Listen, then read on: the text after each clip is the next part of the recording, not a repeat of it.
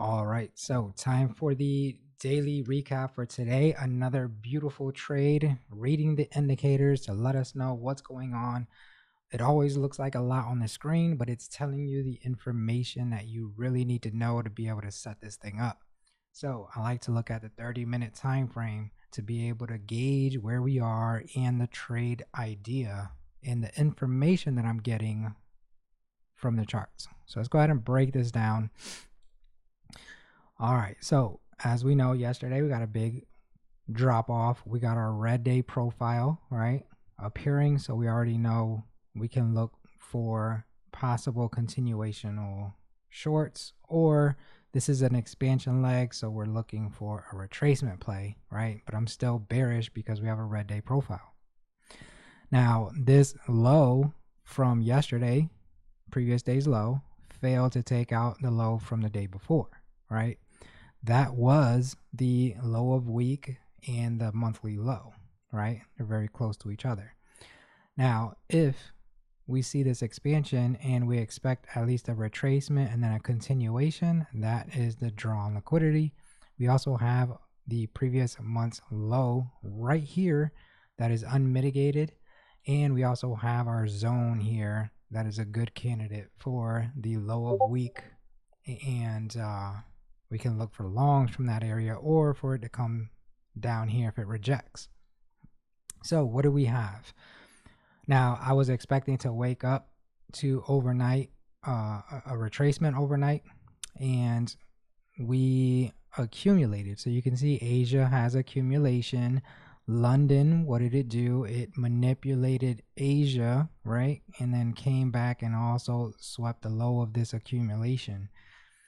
We also have this zone here, which is our weekly resistance right here, this gray zone that aligns with our resistance levels here.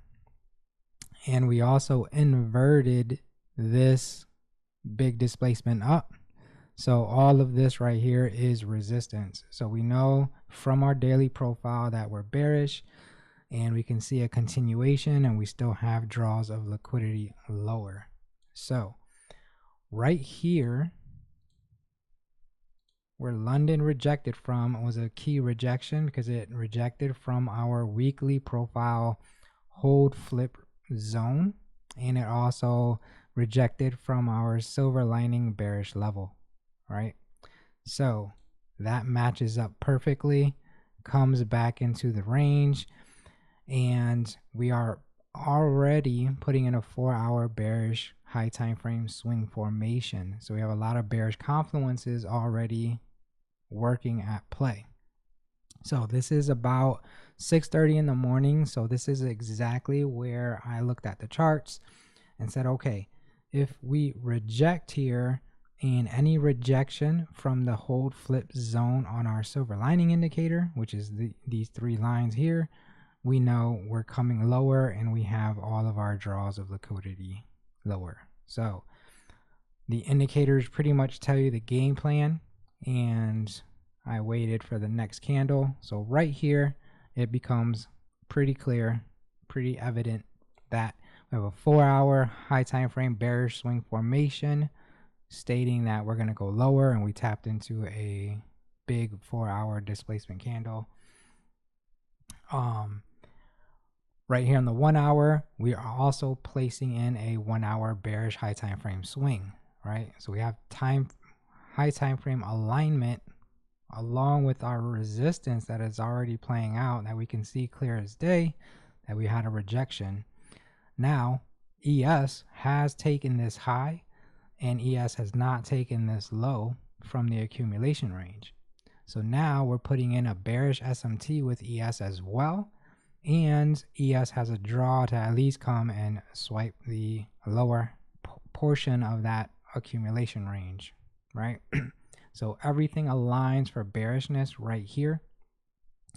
And we also have 8:15 red folder news.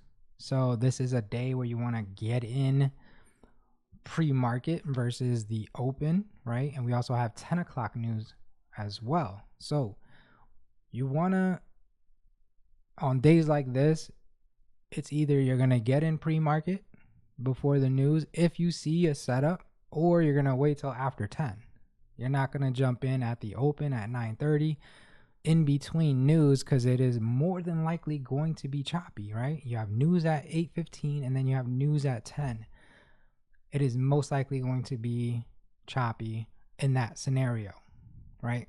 So because I have my bearish high time frame sentiment, I have all my indicators telling me that we're bearish right here and we're at resistance, right?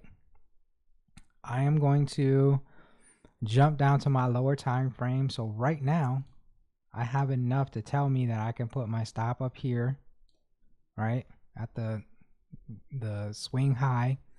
We're also placed in the wick of the 4-hour candle. So this is open high and we're expecting a low close, right?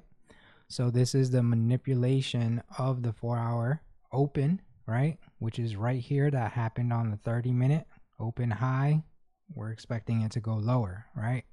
So I don't expect this high to get taken anymore. So I'll put my stop there. I want my entry to be here. And what am I targeting? Either previous day low, the weekly low, or in the monthly low. And then we can also leave a runner for previous month's low, right?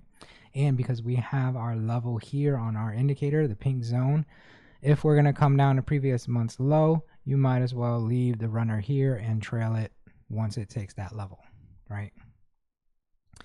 So this is pretty much the trade that I outlined right here. So we're going to jump down. My entry time frame is a 3-minute. So we're going to jump down to the 3-minute at this moment in time. And I know any rejection of these lines here, I know it looks like a lot on the screen. However, it gives you the information that you need.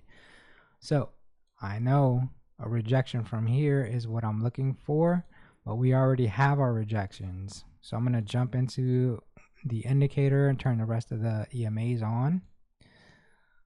And this is our entry criteria. You can see that we have our bearish high time frame swings here. We rejected, nice displacement, right?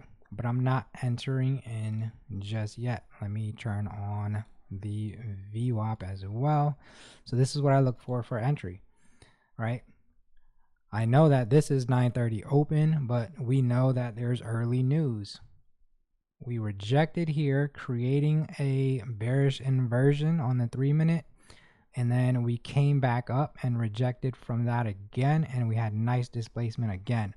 That displacement candle is my entry. Why? Because not only did we already reject twice, but it broke all the EMAs to the downside in my direction with displacement, and it also broke the VWAP. So that is my entry, and I can put my stop at this high now. I don't even need to put it up here, right? So now, and it's 7:30 or 7:24. So I can put my stop here now because price should not come back up here, right? And we know that we're targeting either previous day low, the yellow line, or previous month's low, right? Big trade that you line up from the higher time frame to the low time frame, and you let it rip and let it go, right? So this, you have to go break even when you can, right? And then just get off the charts. Now in this scenario, you can put 1 micro here, 1 micro here for your take profits. You can put 1 micro at this level, and then leave like 1 micro running for the far end, right? And then let's go back to the 30-minute. Let it play out. Boom. You have your trade. Now, these, on the higher time frame, obviously I don't have the rest of this stuff on. This is meant for lower time frame. You would have different layouts, but as you can see, broke down right from our levels, straight down. You set it and walk away and you can't pay attention to this on the lower time frame, right? Because if you're watching this on a lower time frame, you're going to get chopped up. This is exactly why when there's news at 8:30 or 8:15 and then there's also news at 10, you want to stay away from the open. This is not a time to enter at the open because it's going to be choppy, right? That was terrible here. Then you had nice follow through. That is where I got taken out. I tried to go for a previous day low, and then previous day low is right here, right at the open. Nice rejection. It started spiking up, and then my automatic trailer took me out in profit right there, and then the rest of it went. So this is why I say set partials and then let it go, because I could have captured a lot more of the trade. However, I still captured 200 points, right? And just to show it, 1 second, let me see here. Let me show the executions.